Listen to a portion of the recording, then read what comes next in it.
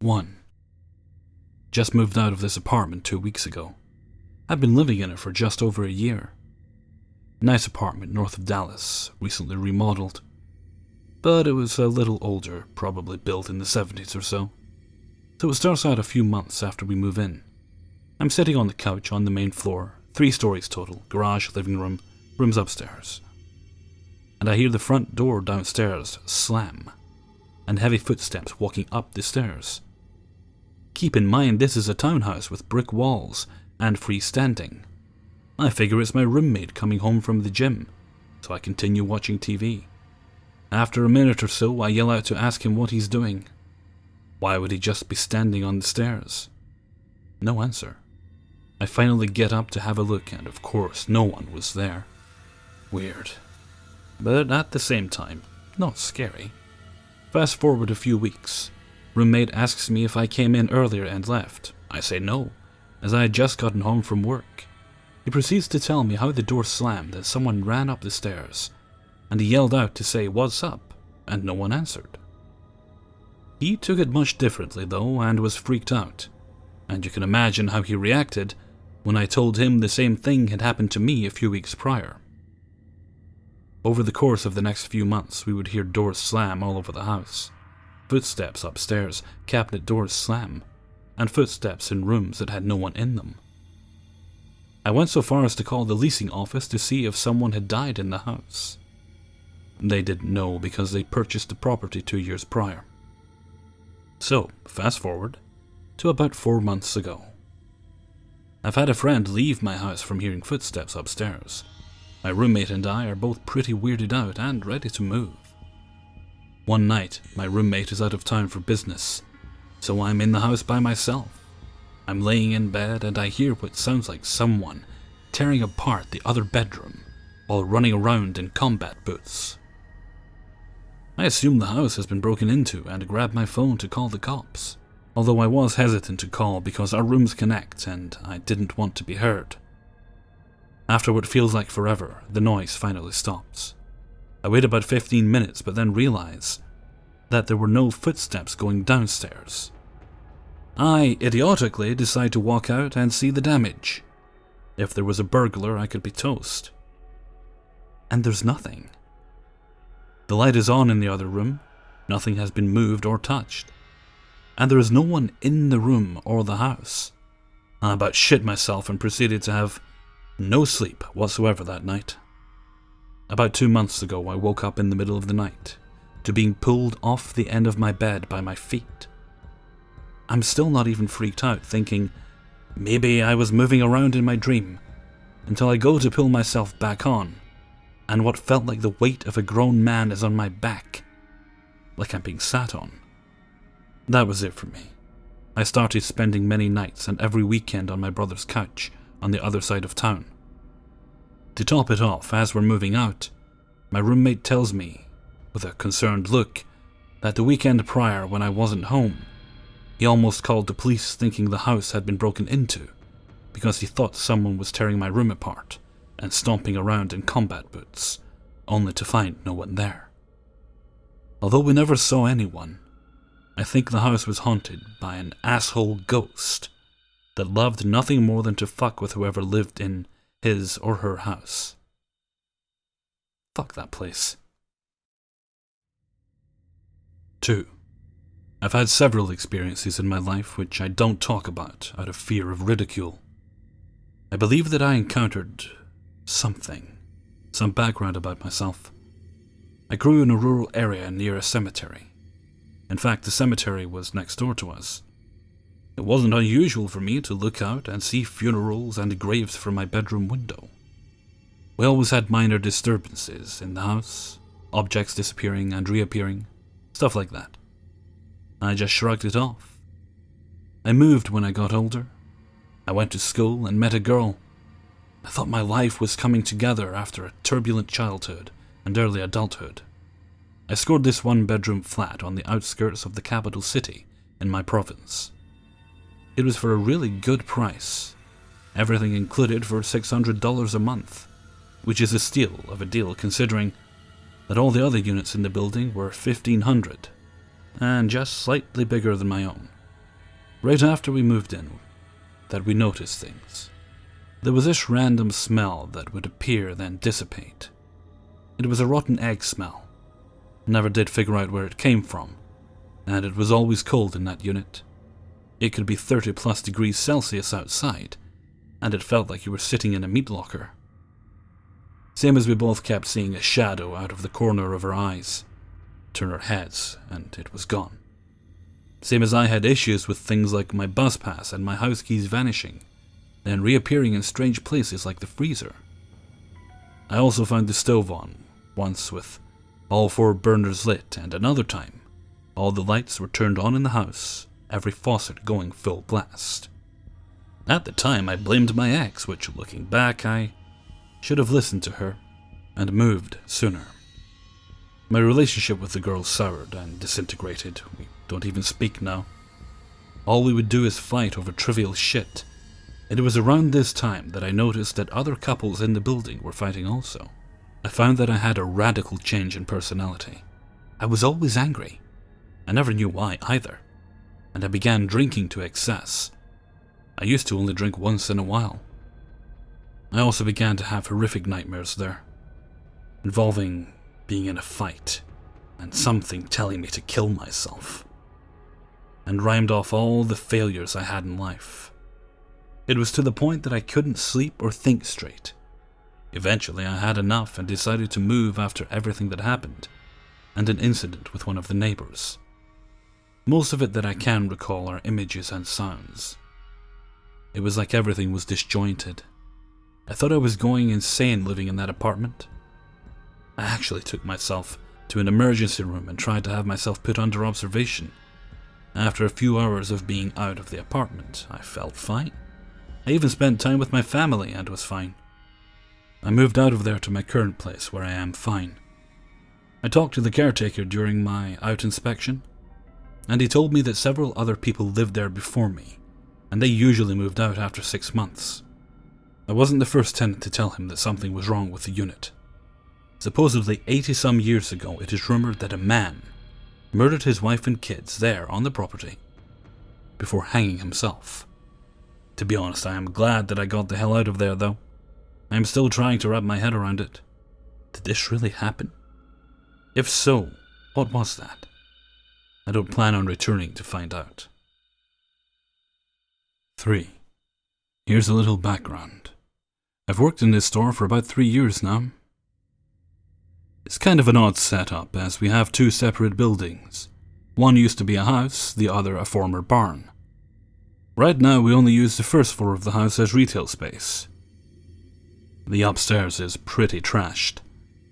This house was built in 1887, and I'm not sure when the barn was built. The house is where most of the encounters I've had, save for my co-workers. Here's a chronological order of some encounters. About a month after I started working there, we'd have people ask if the upstairs was for rent as an apartment. Nothing really uncommon here, as that's pretty standard to have apartments above stores. There was one specific section of 2 windows that people say they would see someone walk by or stand at. I finally decided to ask the manager why so many people ask about it, being the curious 16-year-old I was. He would go on to tell me a story of his own experience. About 4 months before, when he was leaving the store late, after setting the store up and putting a lot of product out. Right near the 2 windows previously mentioned, there is an emergency exit sign that gives off a somewhat strong red light. He swears on his life that he saw someone standing looking at his car from the section of windows, to the point that he went inside and started yelling, "Get the fuck out of the store before I call the cops." He waited around, giving it a few minutes, hoping whoever it was would come downstairs. No one came down. He went around the whole upstairs and found no one. He then did what anyone else would do, locked the door, and got the hell out of there. This encounter was first-hand for me. I was working with 2 other guys in the house. We all hang around the register when no one's in the store, as we can see both the front and back door. and be able to hear them open if we're not paying direct attention. We all were doing our own thing near the register, folding shirts, counting the register, using our phones, etc. Anyways, we hear someone walking around, but no one heard or saw anyone come in the store. We looked around and saw no one. As we were walking back to the register area, we all see what looked like a taller man walk by quickly. We all try to, clearly nervously, laugh it off. As the night goes on, we hear a loud thud upstairs. We freak the fuck out and decide there's only one thing we can do. Lock the store. Get whatever we can to potentially defend ourselves. And head upstairs. We got upstairs to find a mannequin about 10 feet away from all the rest of the pile of mannequins.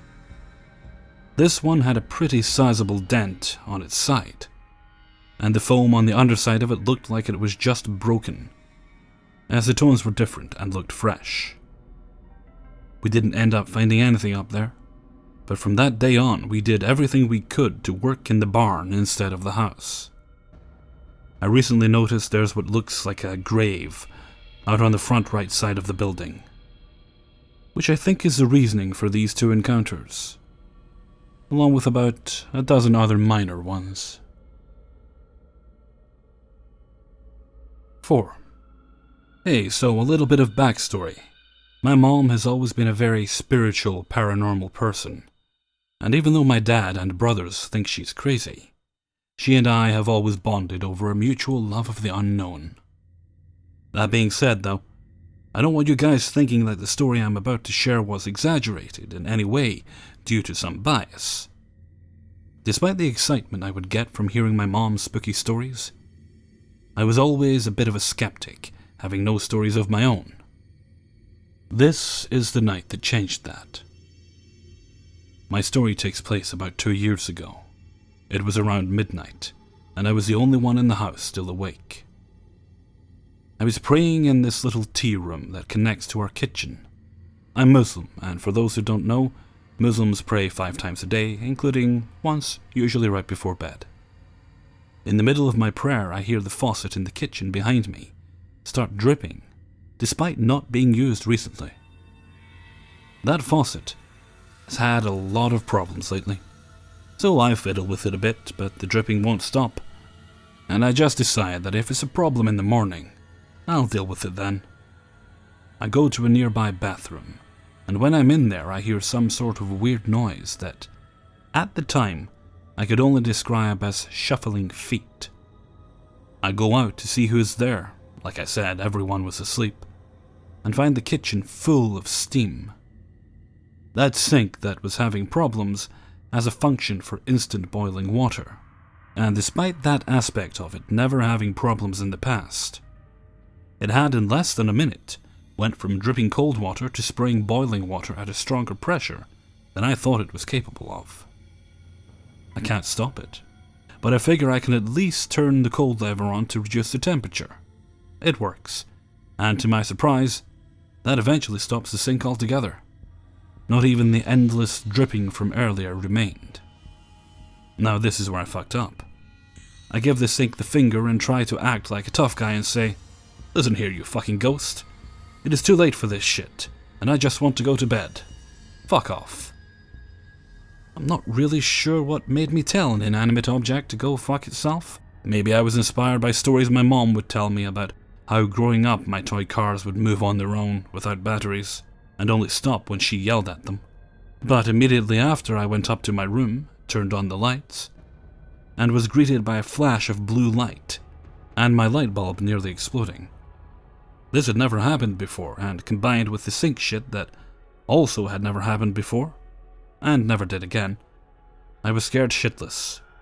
Take the story any way you'd like, but I really believe I angered something. There are just too many coincidences here. 5. For context, this started when I was about 11. My parents split up and my mother moved out, and after this things started to get weird. A lot of this I didn't know until I was older, and my dad thought I could handle hearing it. I'm going to explain my own personal experiences, and then what I found out later on. So with myself and my dad, I also have 2 brothers, so there were 4 of us in the house at the time. My bedroom was at the back of the house and far from my dad's room. I began hearing footsteps outside my room at night. They started outside of the house, just pacing up and down in front of the window. I, of course, was absolutely terrified of this, and would scream for my dad every night. I was too terrified to even get out of bed. This continued for a while until I was able to sleep. I was still terrified and hated the noises, but could deal with them. Then things started to escalate again. I used to have a pet rat, and one night I was in the bathroom refilling his water bowl when the door slammed shut and locked. I thought it had been one of my brothers, but when I yelled out, there was no one there, and I hadn't heard anyone, so I was a bit scared and went to try the door, as I was on the inside, so would be unable to unlock it. But I couldn't unlock it, and the handle just jiggled uselessly for about 5 minutes. By this point I was crying and yelling for someone to help, and all of a sudden the door was unstuck, and I could get out. Not long after this incident, I began to hear the footsteps inside the house, pacing up and down in front of my door. I know how this sounds, and I wish I could explain to you how clearly I could hear those footsteps. All night, up and down in front of the door. This went on for years until I was 15 and able to convert the garage into a spare bedroom, but never anything more. I would occasionally feel watched when I was home alone, and things in my bedroom were constantly moving around and disappearing and reappearing.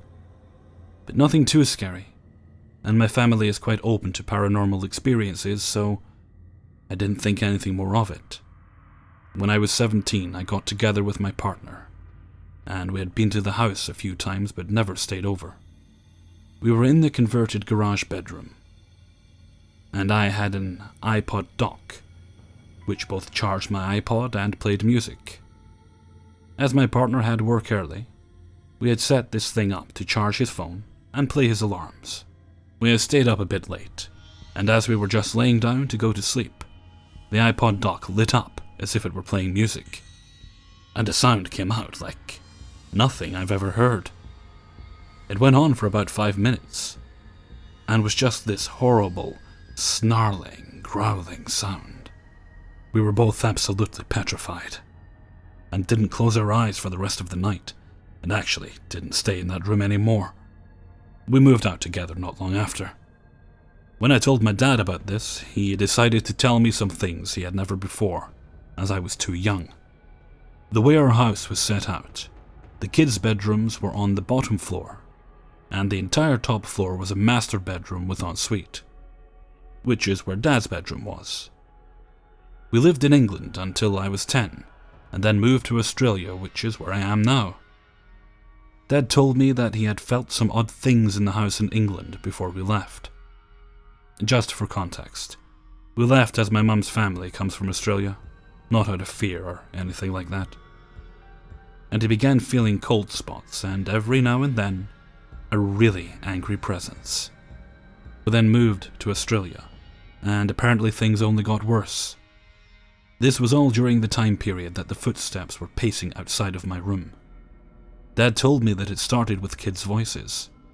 He would get up at 12, 1 or 2 in the morning, hearing really loud and clearly children running and laughing and playing. Because he had 3 kids, he would come rushing downstairs and check on us, but we were always fast asleep. The voices would literally stop dead as he stepped off the bottom step onto the floor. This happened countless times. But this is the part that freaks me out the most. Dad slept alone, as my mum had left. But he had the whole top floor to himself, after months and months of hearing these children playing every night. He has stopped stressing so much about it and mostly just tried to ignore it, or fall asleep early. One night he was in bed reading and all of a sudden got this insane sense of anxiety, got sick and felt terrified. and he heard footsteps on the bottom section of the stairs that were heavy and pounding and stomping, and he of course was terrified. This continued over the next few nights, except every night the footsteps got a little closer to the top of the stairs, and Dad would get sicker and sicker and more anxious and feel this energy, like someone was radiating so much anger, but nothing more than that. After a few weeks of this, eventually one night he heard the footsteps literally race up the stairs, heavy and stomping and angry, and he was awake and reading, and he heard these footsteps literally run towards him across the room from the top of the stairs. And then the book he had been reading, which he had put down on the bedside table when he heard the noises, went flying across the room like it had been thrown. That night he had a really vivid dream where he was back in time, and he was a sheriff who had to hang an innocent man who everyone else thought was guilty. And he had to make the choice because public opinion was so strong against this man. In the dream, when he hung the man, he got the same feeling of anger and terror and anxiety. And this man apparently just stared and stared at him and never died. And I know this is a bit far-fetched, but my dad woke up absolutely convinced that he had sentenced this man wrongly to death in another life. And he had found my dad and was haunting him. So my dad, at the time, had gotten in contact with a few friends who gave him some tips on cleansing the house. And he waited for an afternoon when my brothers and I were gone. He had made up basically some kind of hex bag. I'm not really sure what was in them, but apparently supposed to ward off evil spirits. He was told to place these bags at certain points around the house, under the house, in the garden, and when he was done, he went back to the front door. Literally within seconds of entering the front door, he felt this furious energy. All the hairs on his neck stood up, and he describes it as feeling like someone was literally breathing down his neck in anger. He could feel this presence so clearly. Apparently the anger intensified until he was genuinely scared for his safety, and then disappeared. And following that, we didn't have any more incidences in the house. Looking back, my dad and I talk all the time about that house, and what may have been in it. And I have some theories of my own, as I used to be terrified of this thing walking up and down outside my room. But the episode with the growling noise made me think, perhaps, it was just looking out for me. As my partner has stated that when the sound occurred, he felt the same awful angry presence filling up the room, whereas I did not feel it at that time. Before I'm done, there was one last incident which I was not so willing to mention, but think I will put it in here as it is one of the more shocking incidents, and one of those which made me feel as if whatever was in our house was not trying to hurt me. When I was younger, I was subjected to sexual abuse. My parents do not know. I have never told anyone besides my current partner and my best friend. One night my dad was driving me home from somewhere, and he asked if we could talk about something, and if I could be honest. And he told me that he had a dream, where a man with no face had come to him and told him that he had been living in our house, and he knew that I had been abused. And here's where it gets really weird, because he said the man had told him the age I was, which was correct, the location, correct, and what actually happened, all correct. I was in such shock that I just panicked and laughed it off and told him no. But I would tell him if anything did happen. To this day I still haven't told him what happened, but I have always wondered if he trusted the man in the dream more than he trusted my answer. Regardless, I was never comfortable being in that house alone, and it's definitely opened my eyes a lot. Hey everyone, Hellfreezer here, and thank you very much for listening to 5 True Paranormal Stories, episode 16. Thank you very much to all the individuals who allowed me to use their stories. I would of course just like to remind you all that the channel name is Hellfreezer. That is the only place you will find these stories. It is the only place you should find these stories on my own channel. I'm not affiliated with any other channels. In point of fact, the only time you'll find my work on other channels is if it's a collaboration, in which case it's more likely to be an original story just for the collaboration, and it will obviously be a collab. Or if someone has expressly asked to use a clip from one of my videos for a project they're working on. Someone asked recently about that. They don't want to use the entire video. I believe they want to use a whole story, and I'm still mulling that over. I'm not sure how I feel about that, but you know, you'd have to ask first. Although I'm probably going to say yes to that specific person. You know, they're a new channel, and if I can help them a little bit, then I'm happy to do so. But again, they did ask permission, and it is just a clip from a video, not a whole video. Okay, we're heading into the weekend now. Hope you have a good one, whatever your plans might be. If you're working, you certainly have my sympathies, and I hope it goes in quickly for you. Unless you enjoy your job, in which case I hope you savour it. Me personally, well, I'm trying to clear out the weekend because I have some painting to do. So, yeah, looking at my ceiling here, needs a fresh coat of white paint. Although I keep thinking about doing it a colour. I'm not sure. Kind of grew up in a house where the ceilings were always white, so my imagination somewhat fails me when I think of what other colours I could do it. Although I did remember when I eventually, when it was up to me to decide what colour the hall was going to be painted, as soon as I was able to do that, it got painted purple. Well, mulberry burst to call it, but it's purple. And I've got to say, very glad I did it because it looks great. Now, there's actually a lot of little jobs, little things here and there I need to do for this house. I've got a spare bedroom that needs to be cleaned out because it's basically just a junk room. And I'm determined to get to that this year. I was determined to get to it last year, but this year I'll need to do it. It's starting to bother me now. Okay, and with that I think I'm going to leave you now. So until next time, thank you very much for listening, and take very good care of yourselves.